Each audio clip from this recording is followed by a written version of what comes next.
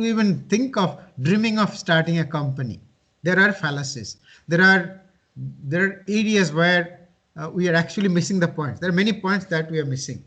So somebody's recording, thankfully. Okay, I don't know if there was some student, I'll call him again. If there is something that is going on, I do not know. There is a call from somebody. Let me see if it is from a student.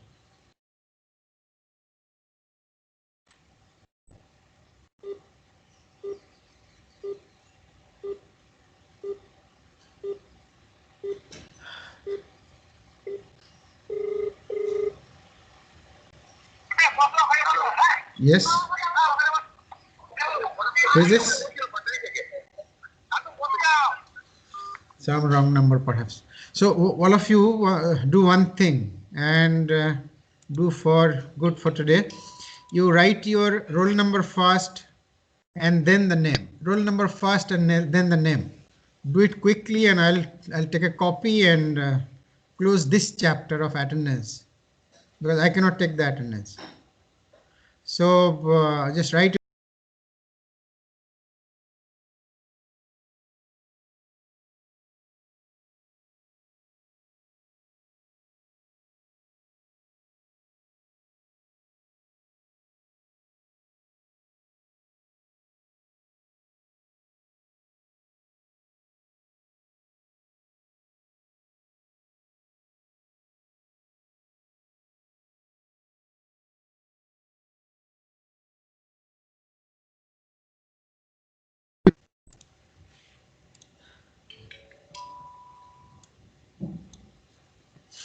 Okay, I am being muted very frequently for whatever reason. Whosoever has begun this meeting did a disservice to the entire class. Shiva Chaudhary. Anyway, he has an excuse. So let us move forward. Half the time is over. Now let us know why startups fail, and then let us also try to understand that the causes of this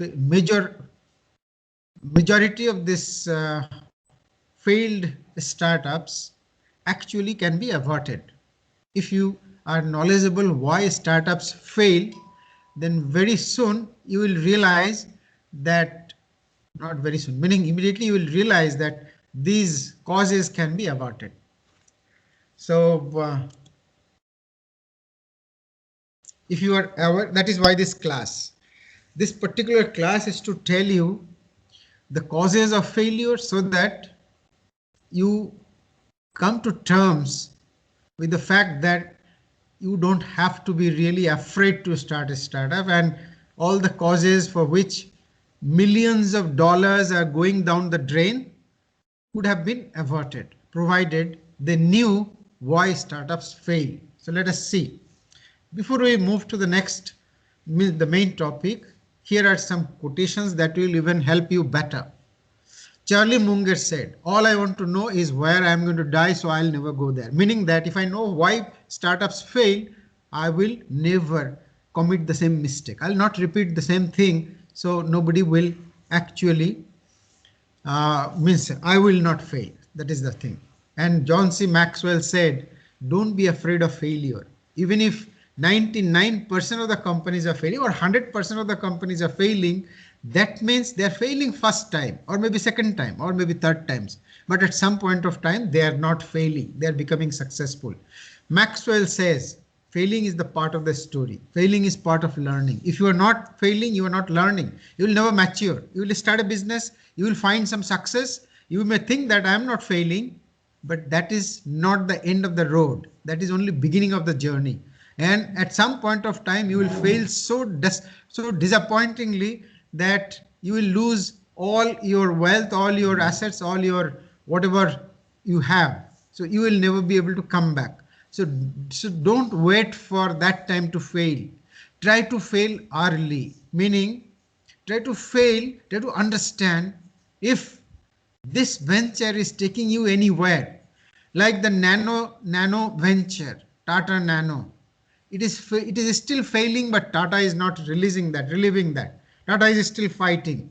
So Tata can fight because they have billions of dollars. But suppose I started this nano business and it is so close to my heart, just like it is close to Ratan Tata, that I never want to call it quit. I think that I'll be successful someday or the other. Now, Nano is selling one car in maybe 6 months. In 6 months' time, Nano is selling just one car. Who can afford that? Nobody can afford, except Tatas or maybe Birlas.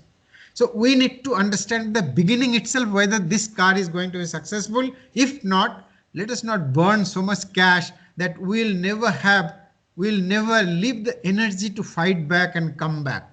That is the tragedy. So you need to understand early on that this is not going to be a successful venture, and stop burning resources, burning time, and most importantly, if other people realize, other people meaning your valuable employees, the key employees who are going to drive your company, they will realize even before you that this company is not going anywhere. So they will start quitting, and once you lose the main manpower, it's very difficult to recruit again. So they are the greatest asset that a company may have. That is why it is always better that you understand and then pivot and then start something else, or maybe fine tune your strategies and then restart. So fail early, fail often. Often means fail quickly and many times. The many times you fail, many learnings you have. And then you become so resilient and so smart, so knowledgeable that now even many of the causes of failure will not be able to fail you, because you are already resilient. You learned, you have taken, you have done, you have adopted strategies which will be good enough to prevent your failure and fail forward, meaning that don't give up. If you fail, don't give up. You restart with new energy, with new strategies. Don't commit the same mistake again. With the knowledge that you gain from the failure, you restart not to commit the same mistake and move forward. So there will be less chance of failure. There will always be chances of failure, but now there are less chances, because not only you learn from the failure, you are smarter. That is why you need to know, if you know that, like which one? Anyway, I have a slide by Peter Drucker that comes later. So no, this one. So once you learn, then you don't have to even commit the mistakes. Like you start something, then you commit, then you know early on that this is not the business that I should have started. You come back. Rather than doing that, you learn what mistakes others have committed. Then don't commit the same mistakes. So that way you can save all your energy, resources, time. Instead of doing some mistakes, you at least start with a lead. Suppose you know that there are 100 causes of failures and you are about to commit the same mistake. So you learn all these mistakes and don't start a business with the same philosophies that other people started and failed. Okay. Valley of death. Valley of death is this point, because at the beginning, majority of the startup starts developing the technology without really talking to the customers, without really getting their ideas validated by actual customers, by actual smart people. They are also smart people, but then just by smartness, you cannot start a successful business. You have to really learn many things. Never ever have this audacious thought that I am from a big university or something like IITs or maybe Stanford or maybe MIT. So nobody can teach me. I'm the supreme, I have the end of the knowledge. I'm the end of the knowledge. So I don't have to really talk to anybody. This audacity actually is one particular cause of failure. So you have to really talk to the customer rather than thinking that I am a customer. I know better than anybody else what I need. It's not that. Customers will have variety of interest. What interest you have, maybe 90% of the customer do not have. So you have to talk to tens of customers at the beginning, telling them that, I am thinking of a solution like this and I know that you have a pain. So do you think that this solution is going to give you, going to be useful to you and you're going to buy this? They might say perhaps, or maybe perhaps not, because I don't like this, I don't like that. If 90% of the customers say that, yes, this is wonderful and I am going to buy, whenever you're going to make this available, don't think that this is the end of the market research and all that, and you have a wonderful idea. Don't think that. All that you can do is you can move one step forward. Don't move 100 steps forward and start building the product. And after a year or two, when the product is ready, go to market. Don't do that. It is just one step, one mini step, baby step. So move that and make a minimum viable prototype, meaning you just suppose you are thinking of building an Android app. So don't just build the app spending 3 months of time. You have something called what is that called? First thing, the line drawing. With line drawing, you bring something that is called wireframe or something. Make that, and with some text boxes and all that. Now you talk to another guy. Look, I'm going to make an app. It's going to work like this. These are the different buttons that will be there, and these are the features. Now, if they say that, many of the guys who told at the beginning that I like it so much that whenever this will be available, I'll buy. Now, many of them will say, no, this is not going to work. You don't have this, you don't have that, and you have all those funky things I don't like. So gradually, it's a learning process. It's called validated learning. You validate your idea from customers at every steps. How many steps are there? Maybe 1,000 steps. You never know how many steps. The more steps you can define, the better. The more steps you can define, for every incremental step, you get validated. And if you get validated till the last step, you are amply sure that whatever you're going to build, there are customers who are going to pay for it and buy. So that way you can actually make sure that, yes, you are building something that customers will actually like. There's no doubt. So people do that without this validated learning, and that is why they miserably fail when the product is ready. They go to market to realize that nobody wants my product. And that is the valley of death. Many companies just jump into that and die, jump into that and die. I'm repeating because that is repeatedly happening, and it's not my philosophy. You read any book that they will write about valley of death. You see any blog, they will talk about valley of death, and that is this early phase of startup, when majority of the startup fail because customers do not like what they offer. They offer a product, customers say that competitors' product are far better because of this reason, or service customers do not want. Now, there is something that I'll cover later. I'm just introducing. Customers are of different types. We distribute them like this. There are innovator kind of customers. They constitute only 2.5% of the whole population. Population meaning market segment, not the population by means per se.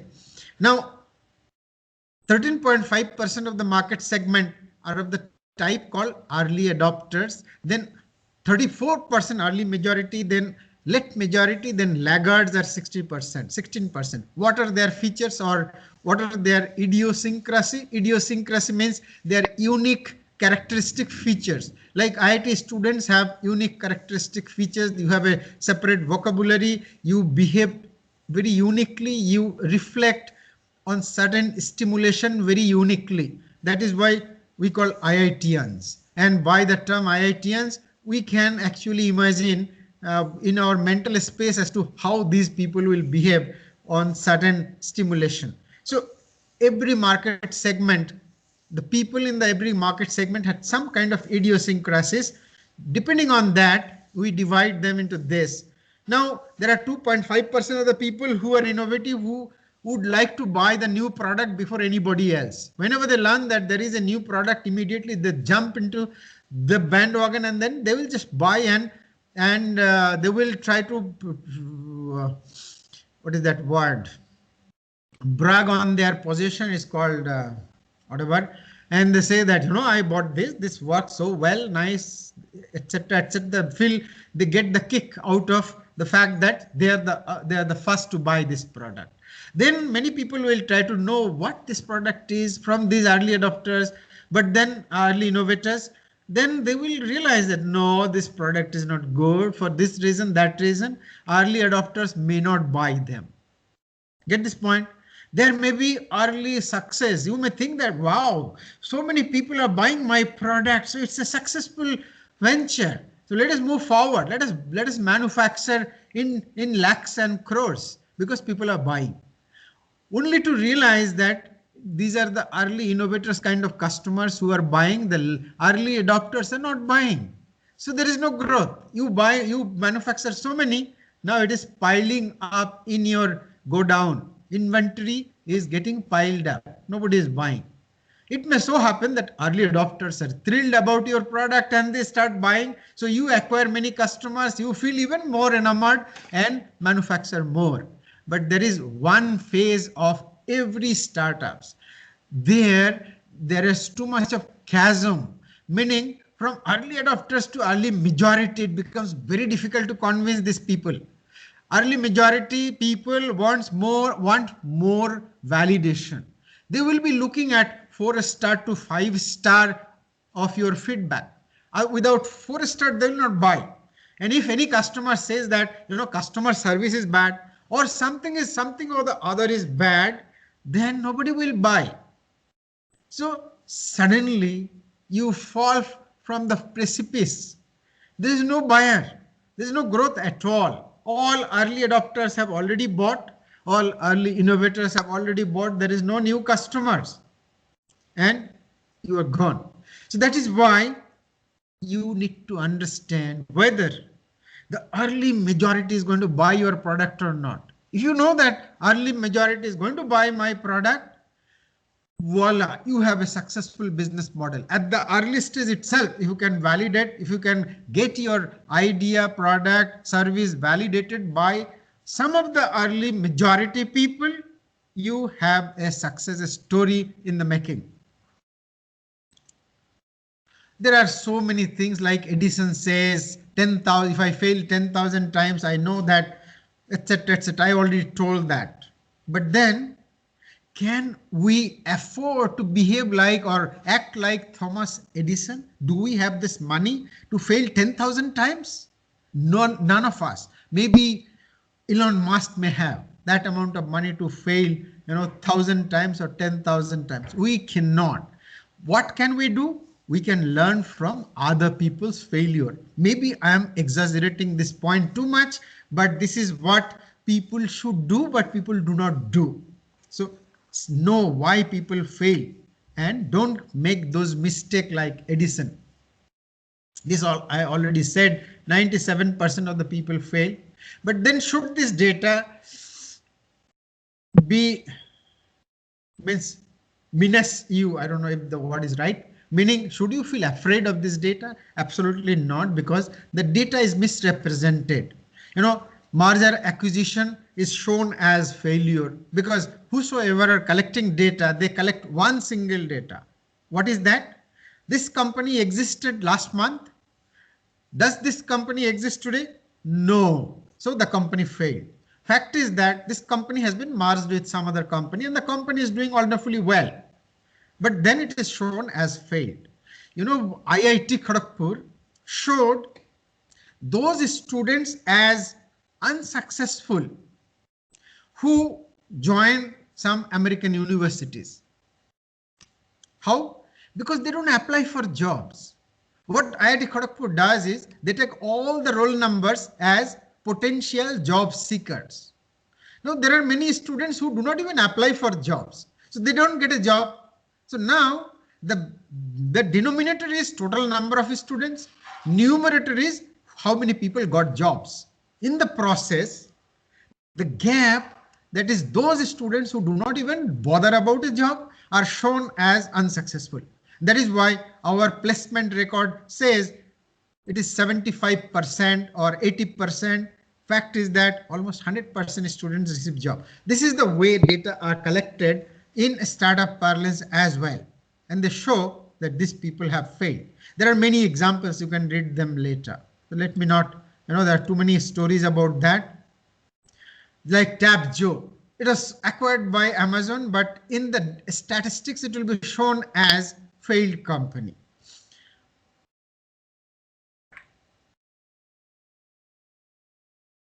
Like Ofo, they started in India, but they are now abroad because we do not have recharge facility. That is why they have shifted their gears to some other place where there are charging facilities. They are successful, but here it is shown as unsuccessful, meaning failed company.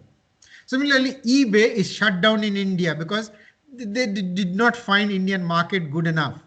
Now, in Indian context, eBay will be shown as a failed company. Anything can be so ridiculous like this. So don't be afraid with the data. That is the message I wanted to convey. Now, whatever may be the fact, like I said earlier also, CB Inside is the company, is an Indian founded company, but it's an American company. They have collated data, real data, no hypothesis or anything. There is no hypothetical data creation or anything. Real data about 101 failed startups. They analyzed all the failed startups and then they came up with this data. This one is, see, 42% of the company failed because they didn't have any market. Notice very carefully. I have actually collected their data, but just to be original, meaning I copied their data, but then I made it for my own presentation. Now, these first 4 reasons have been collated here. See, the first reason is 42% of startups failed because there was no market for their product, meaning that they manufactured something that nobody wanted. Why so? Because they didn't care to understand whether market is actually crying for this product or not. I'll give a burning example moving forward. So let me move fast. 29% of the companies fail because they ran out of cash. Why? Because they didn't plan well in advance. Suppose they are going to run out of cash maybe 3 months from now. So they don't try to project that cash flow. Most of the companies do not try to project their cash flow. It is very easy to do.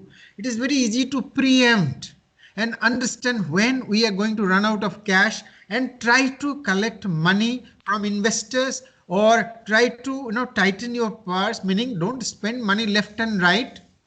Maybe you postpone some of the salaries. Maybe you tell your employees that there is a imminent or impending problem. So take 10% cut, and then let us somehow manage this phase and try to connect with investors, and then we'll pay fully.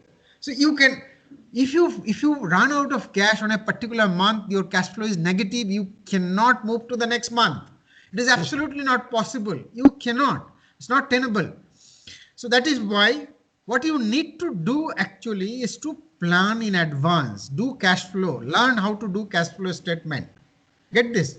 And if you I'm going to teach you how to make cash flow statement thoroughly without leaving any doubt left. 23% fail due to disharmony among founders. Co-founders, they build co-founder just like that. Many people identify co-founder in train or in a journey in a plane or somewhere. They sit beside somebody and start talking and say that, okay, I'm going to start a business like this. The other guy says, wow, this is wonderful. Even I was thinking of starting something like this. Why don't we join hands? It should not be like that. How it should be, we'll discuss. 19% failed because they were outcompeted. We will see how this competitive advantage is created, etc., etc. So let us move ahead. The first reason why companies fail the majority of the reason why companies fail is that they manufacture something that nobody wants. What one should do? They should do a market research at the beginning, and they should understand whether customers are ready to buy this product. Maybe this is a wonderful piece of technology. Maybe this is, but sometimes this is ahead of time. Meaning you come up with a wonderful technology which will be relevant maybe 10 years down the line, 10 years after. But you come up with that product, you manufacture a product that nobody wants to buy because they don't know what it is, how to use that. So I'm going to give a burning example. Time is short. Okay. This example refers to Iridium. Iridium was a company that was founded by the who's who of corporate world in telecom industry. Iridium is a telecom industry. It was started by none other than, what is the name? The big name in America. I think I have the name somewhere.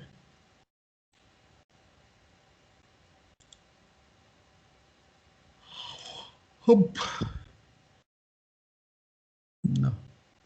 I always forget the name when I start the class. Whatever. The largest American telephone company today, not AT&T. They have their handset also. It's popular in India, somewhat popular, not fully popular. So they're the first telecom company in US. It's coming but not come. Okay, forget it. So the co-founders, come again? Verizon. No, not Verizon. They manufacture this cell phone called just remembered, Razer. Motorola. Motorola, right? Thank you. Motorola is the company. Now, co-founder of Motorola, some of the co-founder, they've identified this technology and they thought that this is a futuristic technology and there is no reason why people will not buy our services. So they started Iridium. What is Iridium? They launched 66 satellites all around the world. Look at the globe here, and these are satellites. They've launched 66 satellite, spending $6 billion. 6 billion means 45,000 crore rupees in today's value. 45,000 crore rupees. Can you imagine what kind of money this is? They started as a unicorn, meaning their value was $6 billion. And what their objective was, they thought, this was launched in 1998. That time cell phone was not so popular. They thought people want connectivity everywhere. If you are in the jungle, in the Sundarban, or maybe in the ocean, or maybe anywhere in a desert or somewhere, you want connectivity because if you have a problem, you want to get connected. If you are an executive, you want to remain connected. So they wanted to give this connectivity through 66 satellites, meaning from anywhere it can be routed to any satellite and then connection can be established. That was the objective. So they spent $6 billion thinking that we know better. We know the customer better. Customers do not know themselves. We know them better. And they started this business with so much of money. What the founder assumed, if communication made possible from anywhere to anywhere, people have every reason to lap it up. And what happened? 9 months later, on August 13, 1999, they filed for bankruptcy. They became bankrupt, meaning they had no money to pay to anybody. They said, we cannot pay anything to anybody, just take our company. Take our company, take whatever is there.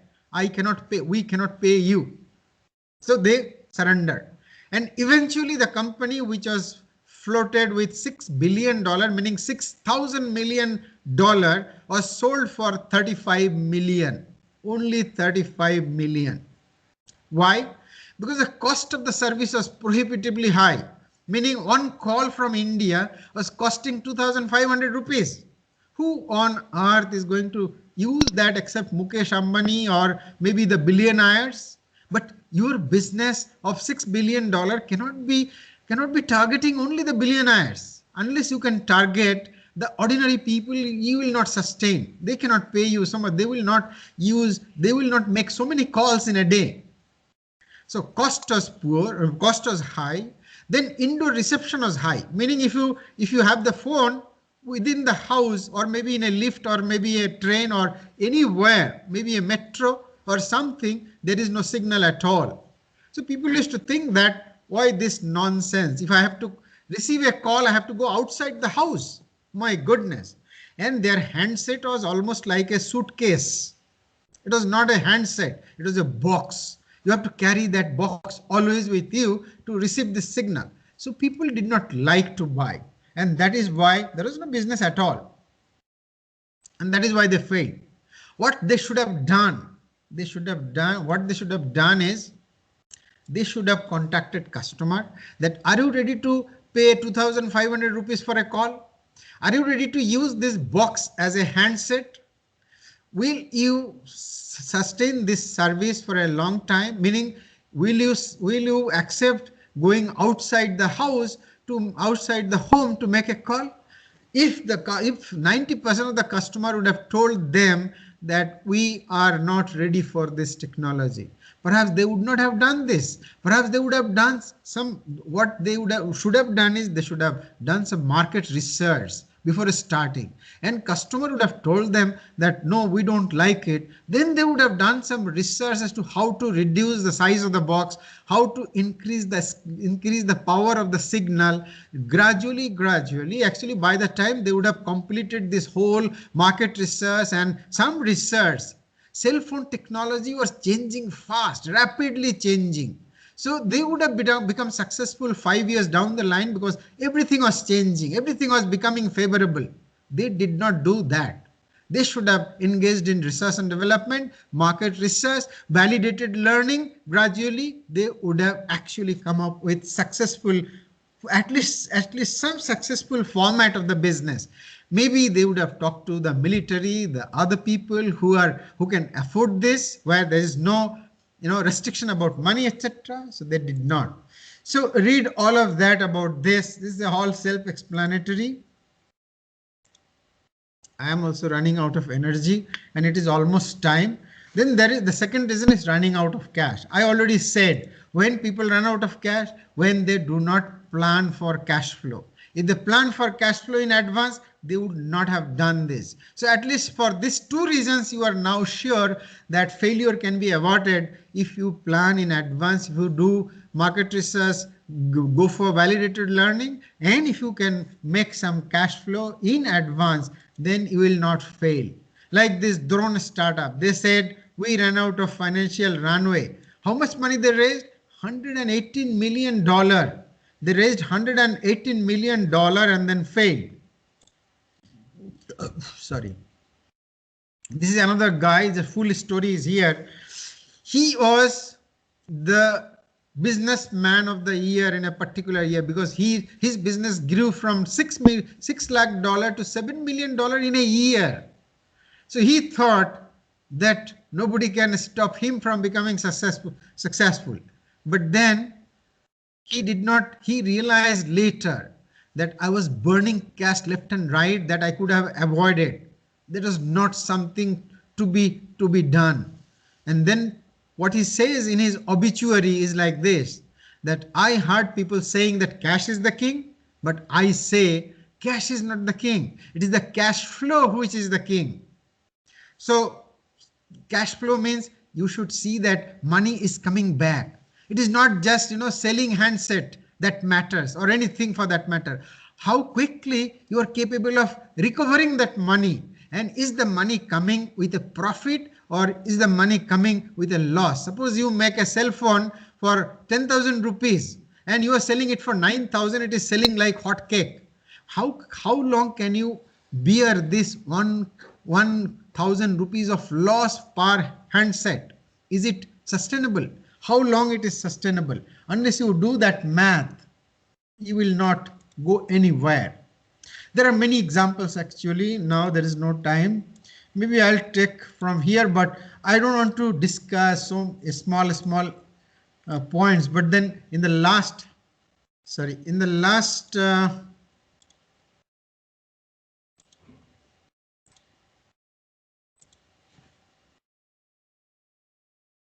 session, just a minute. Shiba Chaudhary, can you hear me? Yes, sir. Can you download the attendance? You go to show participants and you see the 3 dots here. Then you will find download attendance. Can you do that immediately? Or Yes, you sir, don't have Excel in your this thing? I'm trying. Okay, try and do it immediately, because there are smart guys who usually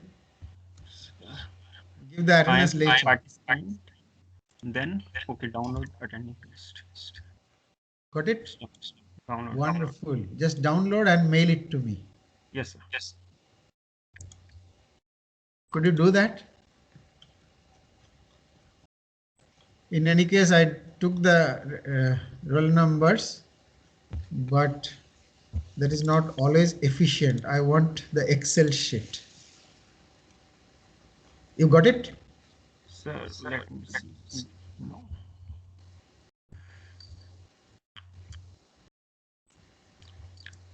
It's showing downloading, but not yet downloaded. Sir.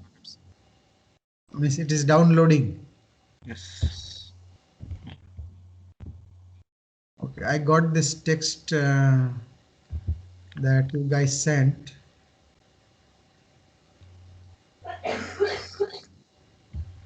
But it's a Yes. time consuming issue. Okay, so please mail it to me. Yes. Thank you. So we'll quit it here.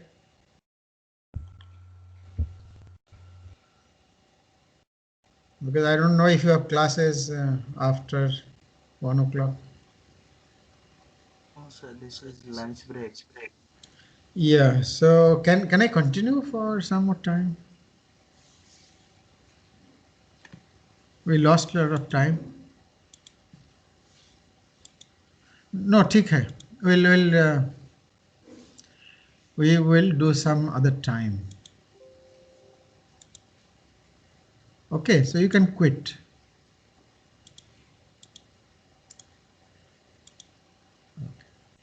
Thank you.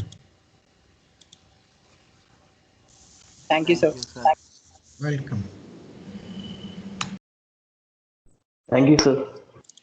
Thank you, and bye bye. Attendance